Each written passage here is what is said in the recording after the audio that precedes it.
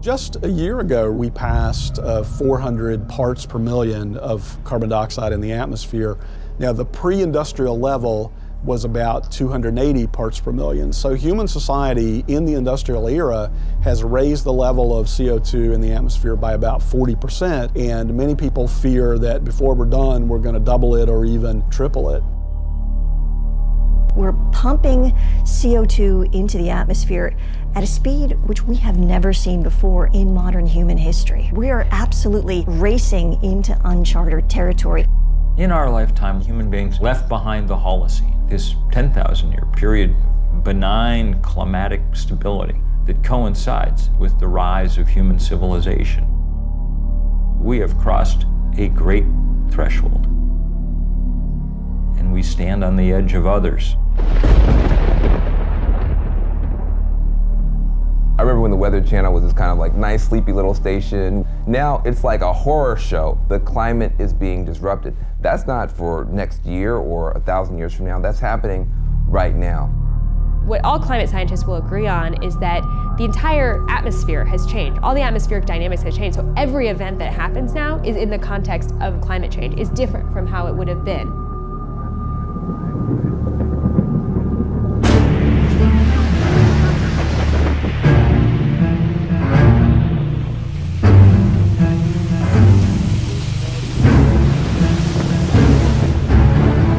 Typhoon slammed the Philippines with winds of 195 miles per hour. That's higher than the winds from Hurricane Sandy and Katrina combined. The world is mobilizing to help the Philippines, but just a trickle of food and water and medicine has reached the victims of Typhoon Haiyan. More than 1 million people were forced to flee their homes, many now trying to salvage what's left. Hundreds of thousands are thronging relief centers, desperate for life's necessities. Many residents covered their faces to mask the smell of the dead while they searched for relatives in some of the hardest hit areas. This is one of the top storms ever seen on this planet.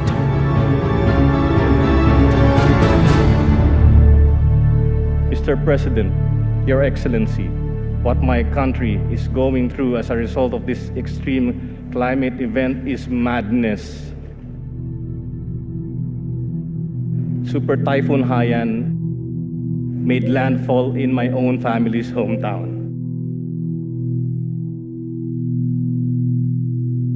And the devastation is staggering. I struggle to find words to describe how I feel about the losses. To anyone outside who continues to deny and ignore the reality that is climate change, I dare them to get off their ivory towers and away from the comfort of their armchairs. I dare them to go to the islands of the Pacific. We refuse as a nation to accept a future where super typhoons like Haiyan become a way of life. We refuse to accept that running away from storms, evacuating our families, counting our dead become a way of life. We simply refuse to. We can fix this. We can stop this madness.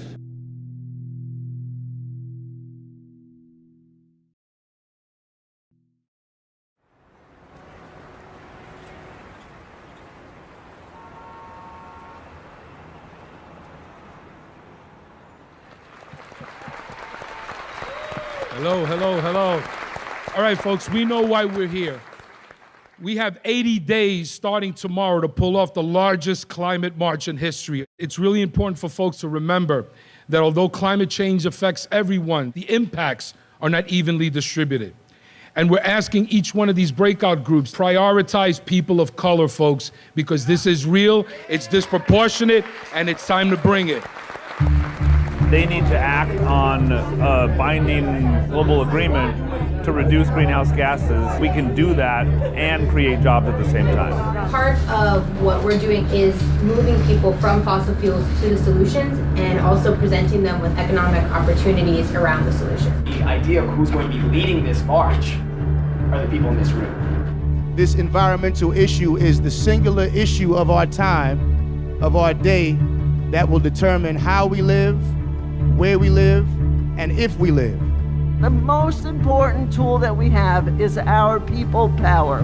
There are already 325 groups, and that list is going to grow every single day. Whatever you're thinking about doing to help build this mobilization, rethink it and make it bigger, make it bolder.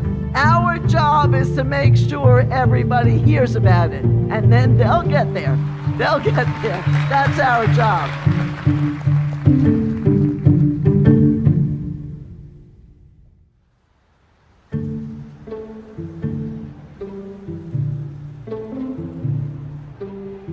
In 1982, the UN convened a first special session on nuclear disarmament. And we came together and said, when the representatives of governments all around the world gather in New York City at the UN, we need to be on the streets making our voice heard. New York City's anti-nuclear demonstration turned out to be the biggest political demonstration in U.S. history. It was, and still to this date, is the largest single gathering, if you will, of people in this country. I think there was one computer in the office. Everything else was by phone and this thing we called the mail. We now call it a snail mail, whatever.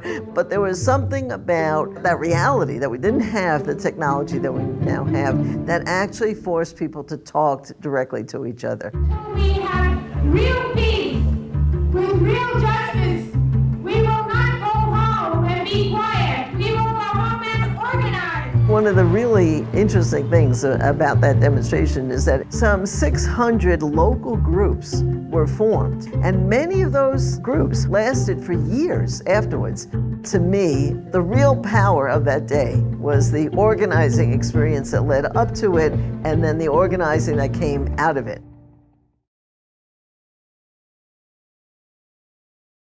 Some experts are saying now that the whole world is heating up because of a global greenhouse effect. Scientists had been saying for a long time that climate change might occur, but 1988 is the year when Jim Hansen and his team at NASA say, both in the scientific peer-reviewed literature and in public, that it's actually happening. The changes in atmospheric composition that humans were making was going to have a big impact on the Earth's climate. The greenhouse effect has been detected, and it is changing our climate now.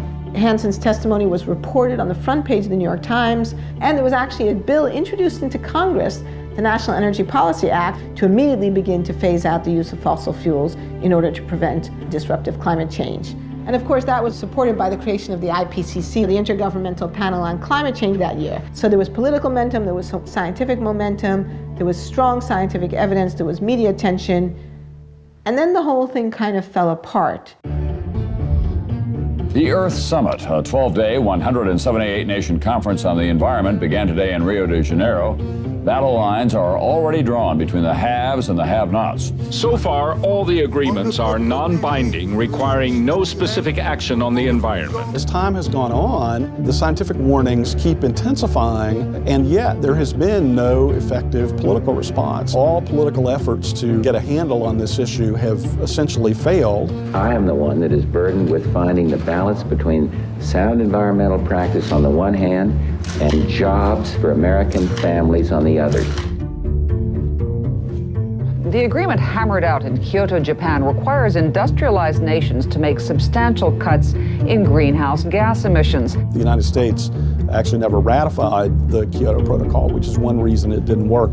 President Bush ignited a storm of controversy when he decided to abandon the Kyoto Protocol, which sets caps on the emissions of greenhouse gases in developed nations. For nearly 2 weeks, the U.S. delegation had blocked proposal after proposal, draft after draft, refusing to even discuss mandatory cuts in greenhouse emissions.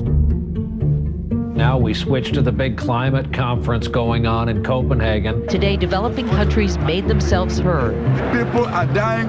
Led by Africa, 135 nations, including India and China, staged a 5-hour boycott, angry over what they say are insufficient carbon cuts proposed by the world's rich countries. If Hollywood had been writing the story, you know, it all would have come right in the end, and all the nations would have pledged their best effort. And nothing like that happened. The thing was a fiasco, a failure. The frustrations of the last 10 days explode on the streets of Copenhagen. Outside the Bella Center, where negotiators leaders still haven't reached a climate agreement. 2,500 protesters try to storm the hall to make an impact. Nothing happened because the fossil fuel industry was still strong enough to scare nations into avoiding the issue. What happened in Copenhagen for a lot of people was this realization no leader was coming to save us. We have to be strong enough to scare our national leaders into doing the right thing in New York City in September. If we can demonstrate that, then better things will happen in Paris than happened in Copenhagen. These things are not separate moments in time. This is all part of one string, and what we're fighting towards in Paris is highly dependent on what happens in September. This is going to have to be the fight of our lives.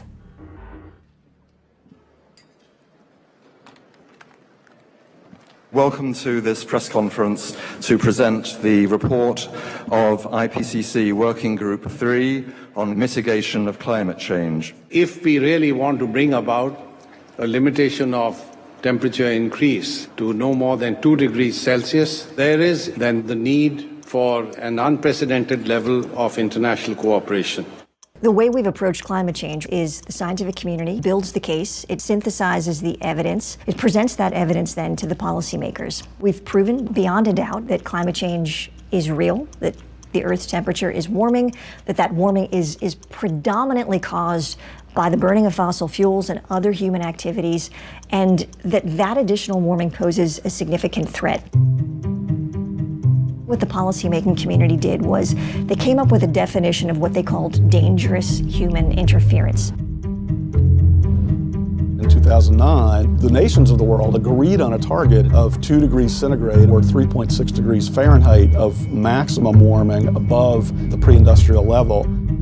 That would require emissions worldwide almost entirely stopping within a matter of decades. A lot of people talk about 2 degrees being the safe level. Well, there is no safe level. 2 degrees is a round number that would be safer, but will still have substantial climate impacts. 1 degree is melting the Arctic and the Antarctic. We'd be crazy to find out what 2 degrees will do, but we're probably going to find out. Even if we do everything right at this point, that's about as good an outcome as we can hope for. The other thing that the IPCC did was that they tied that 2 degrees Celsius, 3.6 degrees Fahrenheit threshold to the amount of fossil fuels that we can actually burn. And they came up with this red line in the sand, which was 1 trillion tons of carbon. The problem is that we're already more than halfway there. We're approaching 600 million tons already, and at the rate things are going, we will have completely exhausted that carbon budget within 30 years. The same leaders who say they want the temperature to go up no more than 2 degrees have put forward a series of proposals that when you add them up leads to the temperature rising 6 degrees. A point past which most sane scientists think civilization on the scale that we now know it will not be possible. It's almost a kind of refusal to come to grips with reality. There's just this enormous gap between what countries say they want to do and what they're actually on track to do. People call this the emissions gap. Much of this is about mathematics. You got to leave 80% of fossil fuel in the ground. Fossil fuel industry wants to burn all its reserves. If they do, then we get that 6 degrees. Each day of inaction, each day of business as usual puts us closer and closer on this crash course.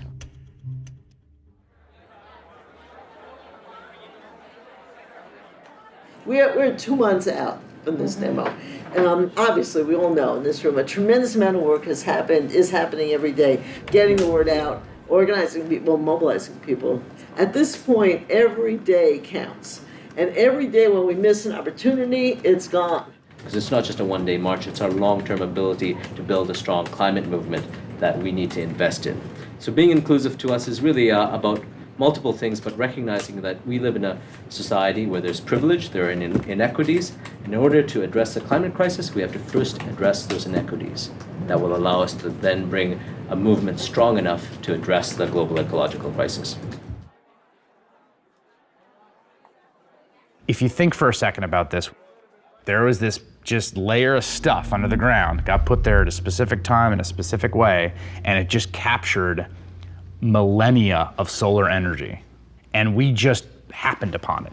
It's like if you were just walking around and then like, oh, you put something in the ground, there's just millions of dollar bills down there. You're just like pulling them out. Everything about what we do and who we are and how we live is dependent upon the fact that we just found this stuff sitting there. And that stuff said, oh, you don't have to have everyone working in the fields all the time. You can have cities, you can have cars, you can have iPhones. And the way I view it is, as incredible as that stuff is, we've been paying this price on it the whole time, right? And there's this clock running. The classic market failure is negative environmental externalities. That's just jargon for you're not paying the full costs of the fossil fuels that you burn. The racket that the fossil fuel industry has run is to take costs of its product and export them to the public. Think about, the litany of impacts from sea level rise, ocean acidification, the collapse of ecosystems that we rely on for food, water availability. These things are really expensive. When you have huge wildfires, it costs a lot of money. All of those costs are being dumped onto us as a society and not being paid by people who are polluting. These big, massive polluters get to dump megatons of carbon in the atmosphere for free. You can't pollute for free. If you litter, you get a fine. That makes coal and oil and other fossil fuels more competitive against solar and wind and other sources than they deserve to be. Behind the environmental problems that carbon pollution causes and behind the economic problems is a political problem that a very small group of very powerful special interests have exerted very rough control over the political establishment. We're up against the fossil fuel lobby that has complete access to the political class and the ability to bribe through legal means and blackmail through the use of attack ads and so on. Even people who oppose them have trouble opposing them too strongly because they're in some ways economically dependent on them. Right now, we have a monopoly control by big carbon polluters. They grant themselves subsidy after subsidy. Think about this. How much money does the Pentagon spend helping big private oil companies get their for-profit products from the Middle East here? About half the Pentagon's budget is just helping Chevron and Shell and Exxon get their for-profit product here.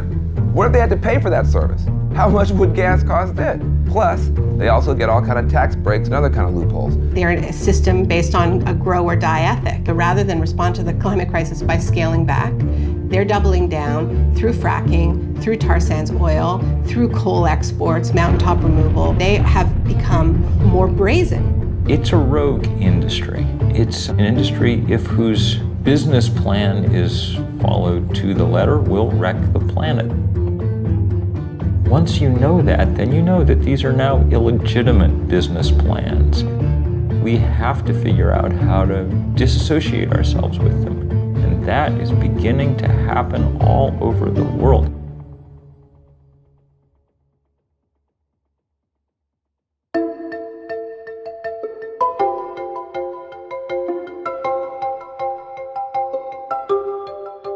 On the great lawn of Central Park, I was up on a stage probably 70 feet in the air, looking out at that sea of people stretching out farther than the eye could see. The crowd estimates later were larger than 1 million people.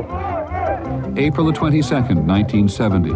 The grassroots mobilization which we recall as the first Earth Day. 20 million Americans called away from their jobs and their classes into the streets of their communities. When Nixon was looking at television at these huge crowds in city after city after city across the country, he apparently muttered to Ehrlichman, man, a lot of those people have got to be Republican. And Republicans needed him to do something for them on this issue, he felt, and it was Nixon, arguably one of the most anti-environmental presidents in American history, who felt compelled to sign the Clean Air Act. I think the things that we've been doing to date are a reason to give us a little bit of hope. We've seen a degree of responsiveness on the part of now of the House of Representatives and on the part of the U.S. Senate. In a matter of 3 years, we passed the Clean Air Act, the Clean Water Act, the Safe Drinking Water Act, the Endangered Species Act, the Marine Mammal Protection Act, National Environmental Policy Act, the Environmental Education Act, Superfund. I'd go so far as to say that with the possible exception of the New Deal, it was the most fundamental restructuring of the ground rules of the American economic system that the nation has experienced.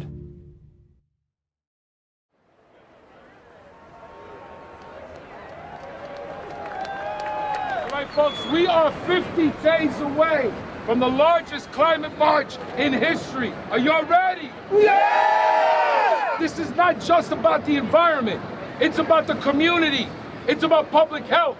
It's about jobs. It's about justice. It was labor that got this city up and moving. Yes! Yes! And it'll be labor that continues to move this city.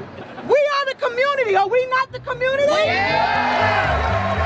For our people who have been at the front line, not being able to breathe, suffering from asthma, upper respiratory, pulmonary disease, cancer clusters because of environmental racism. Climate change exacerbates every kind of social injustice that faith communities have fought against for thousands of years. And we will not stop marching and praying and acting until we have a strong climate treaty. We got a movement, brothers and sisters, and we got to stay together. So join us on the 21st to march and send that signal to the United Nations. The people united will never be defeated. El people unido jamás será vencido. It's only by accident that we even think of climate change as an environmental issue. You could just as easily think of it as another example of what happens in an unequal society.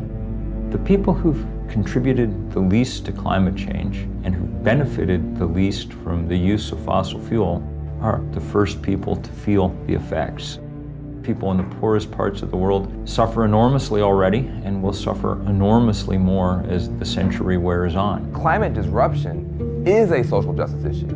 Who gets hit first and worst? Every time there's one of these weather disasters.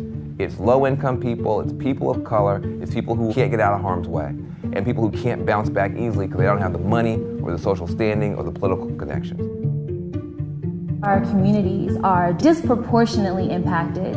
We're all seeing that it's the indigenous people, the people of color, the low-income people who have historically suffered the burden of so many other politically driven crises. There are so many countries that have been systematically plundered over hundreds of years, and this is often described as an ecological debt, climate debt. The whole idea that there are disposable places was always a racist idea, the idea of sacrifice zones, just treating people in places like garbage. The place where it's hardest for it to sink in is in the suburban United States. We're insulated against the natural world. That's what the suburbs really are, a way of making you not notice the natural world very much.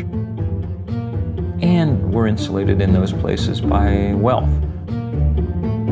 At least we think we are.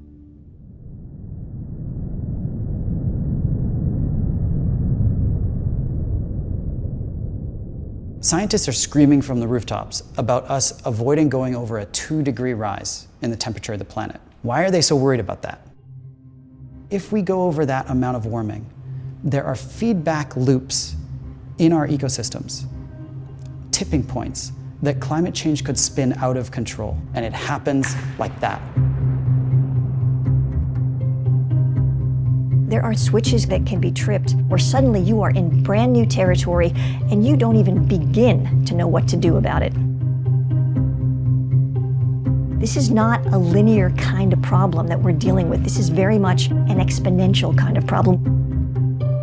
Right now, we're on the edge of 3 major tipping points. The first one is the Arctic ice cap. That ice cap's like a mirror. It reflects the sun's light off of the Earth and keeps it from warming us up. But as it melts, you get a smaller mirror, which means a warmer Earth, which means more melting, which means more climate change. Another example is Arctic methane. We've got a gigantic amount of methane gas frozen into the tundra. and it is 50 times as toxic as CO2 is. It's CO2 on steroids. As it warms, and that methane gets released, it then causes global warming to get worse, which means it warms more, which means more methane released, which means worse warming, and all of that process spins out of control. Another example of a tipping point is ocean acidification. As you get more CO2 in the atmosphere, a lot of it actually is going into our oceans. And a lot of stuff, like plankton, can't live in that kind of acidified water. And plankton is the basis of the food chain. If the plankton die, we lose the whole ocean ecosystem. These kinds of feedback loops and tipping points are what keep me up at night, that we will hit one before we're able to turn things around. Even if we went cold turkey today because of the time lags in our climate system, we've already signed up for things that we can't see yet. We live in a razor-thin livable universe. Just a few kilometers below my feet, it's too hot to live. Just a few kilometers above my head, the air is too thin to breathe. It's not about a few more droughts and a few more storms. It's about a catastrophic shift in this fragile balance of our biosphere that threatens everything we love.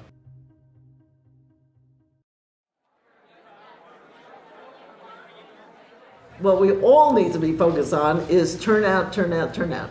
Youth, is there somebody that wants to do an update from youth, Armando? So just a quick list of things I wanted to go over. Obviously, a lot of the folks who are working on the youth stuff are at the Climate Justice Youth Leadership Summit. There's a lot of organizing going on right now there for the People's Climate March, so a lot of people who may not have been plugged in already are getting informed about it, and the people who already are informed about it are getting even more people fired up about it.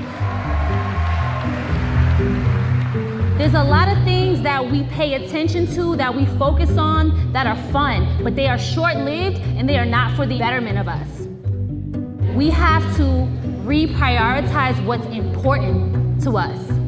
Our environment isn't just ice caps melting in Antarctica. We're the ones who face the problems day to day. If you're breathing in smog or your little brother has asthma, that's environmental injustice. And those are things that we have the power to push back on. Imagine being the person who changes the face of climate change so that we don't have to deal with those impacts every day.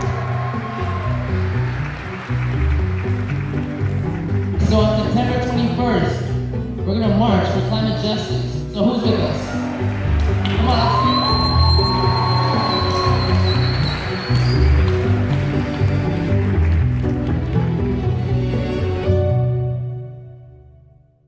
Okay, all right. Yes, we pull the fossil fuels out of the ground, we put them in the incinerator, they put the carbon in the sky, it warms the earth, lots of bad stuff's gonna happen, heat waves, extreme weather, floods. Okay, sure. But I mean, really, is that the thing I care about most? You know, there's all these other issues in my life that are more pressing. For someone who is engaged in a struggle for a higher minimum wage or worries about healthcare, it's understandable that these molecules floating around the air seem invisible and abstract. Humans have this thing that we call a finite pool of worry. You've got your mortgage you've got to pay, you've got your kids you've got to take care of, and they tend to be more immediate.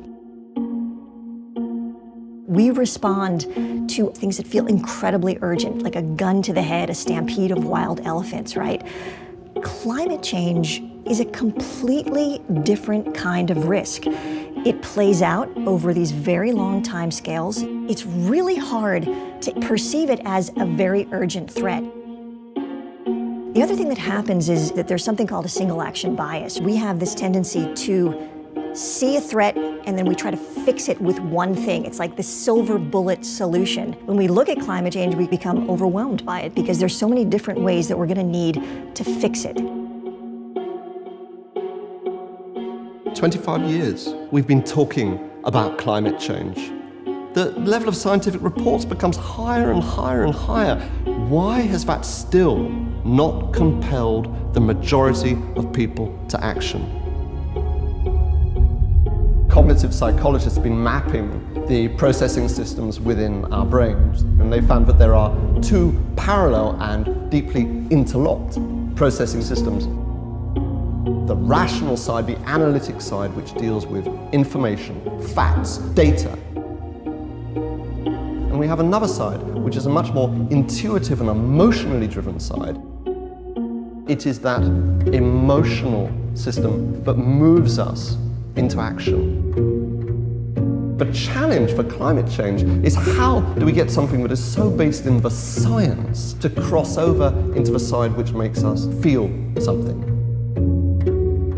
People are reluctant to stand up and to take action if they don't see that the other people around them are taking action.